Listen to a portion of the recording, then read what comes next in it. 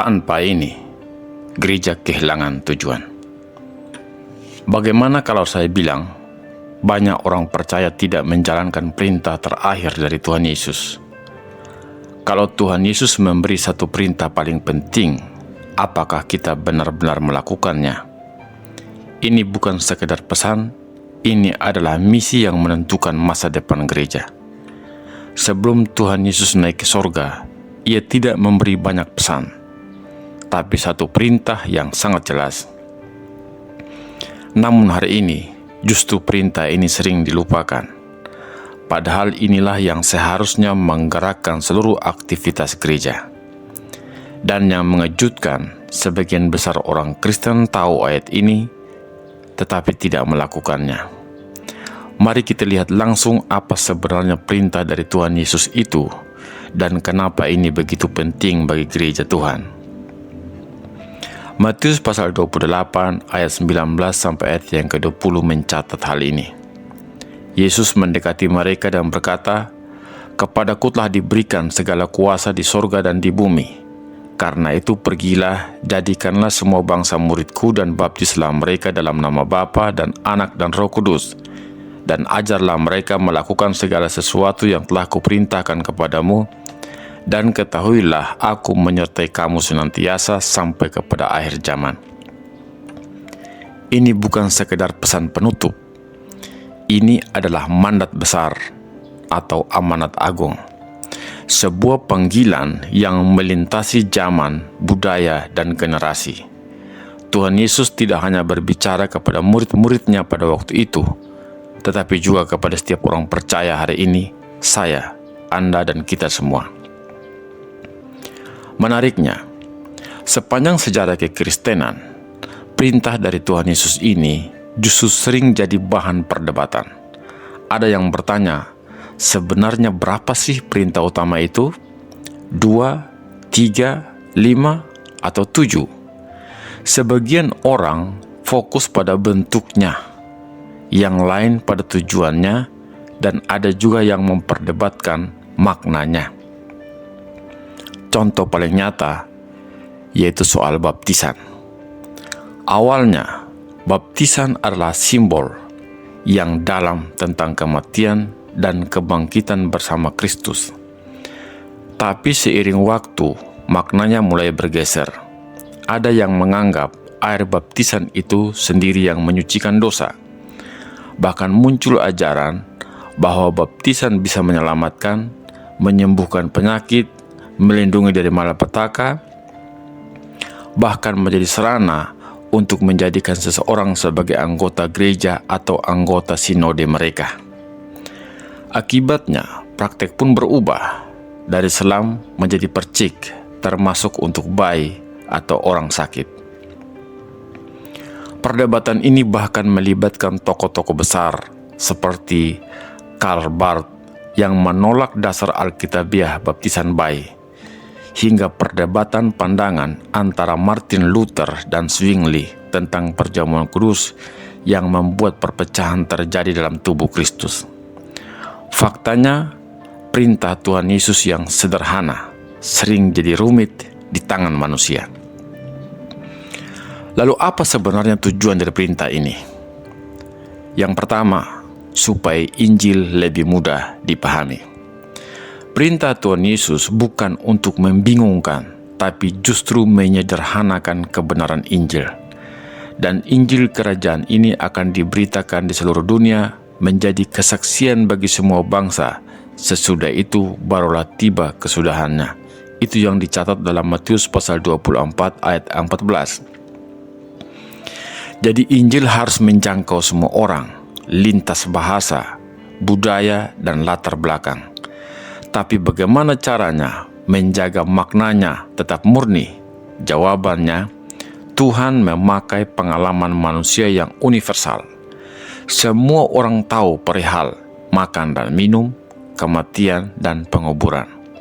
Itulah sebabnya Tuhan Yesus memakai roti dan anggur serta baptisan air sebagai gambaran Injil. Roma pasal 8 ayat 10-11 mengatakan, "Tetapi jika Kristus ada di dalam kamu, maka tubuh memang mati karena dosa, tetapi Roh adalah kehidupan oleh karena kebenaran. Kemudian dalam 1 Korintus pasal 15 ayat 3 sampai ayat yang keempat, Rasul Paulus mengatakan, "Sebab yang sangat penting telah kusampaikan kepadamu, bahwa Kristus telah mati karena dosa-dosa kita, Ia telah dikuburkan dan dibangkitkan." Kemudian dalam Kolose 2 pasal ayat yang ke-12 mengatakan, "Karena dengan Dia kamu dikuburkan dalam baptisan."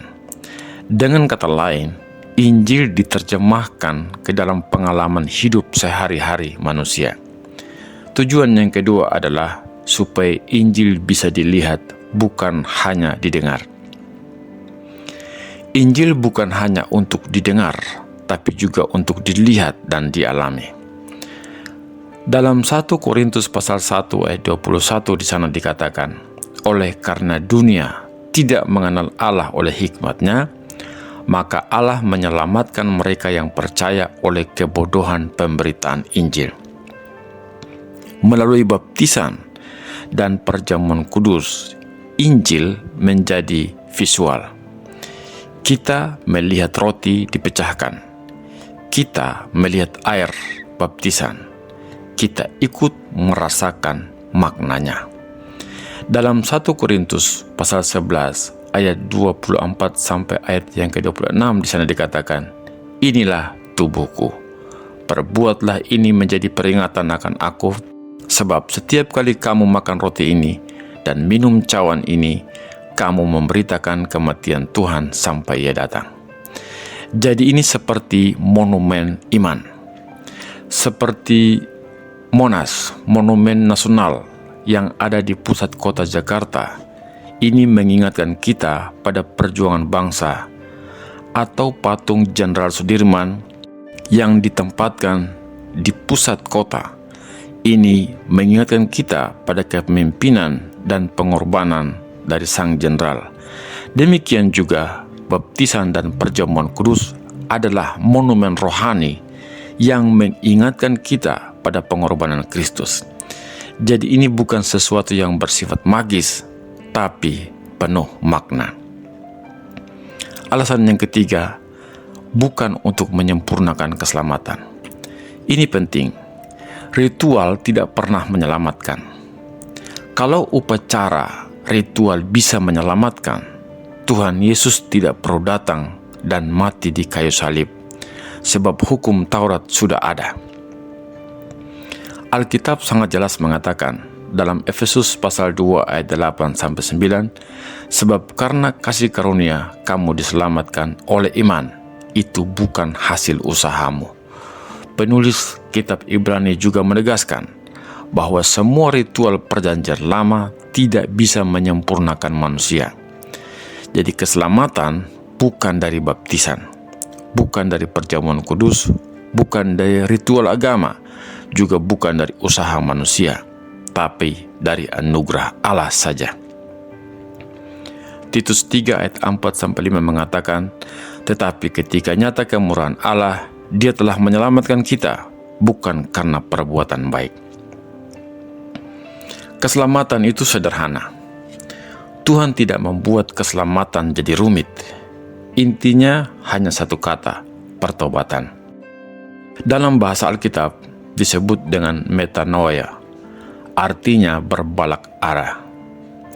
Dari hidup lama kepada Kristus, dari menjalani kehidupan menurut pikiran dan kehendak sendiri, sekarang berjalan kepada kehendak Tuhan.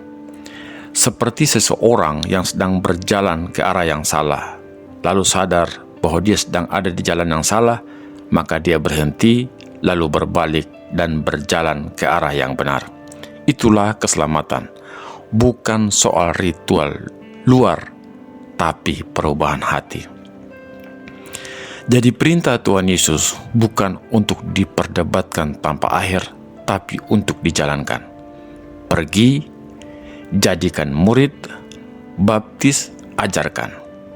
Semua itu bukan untuk menciptakan sistem yang rumit, tetapi untuk membawa manusia kepada kasih karunia yang sederhana namun luar biasa.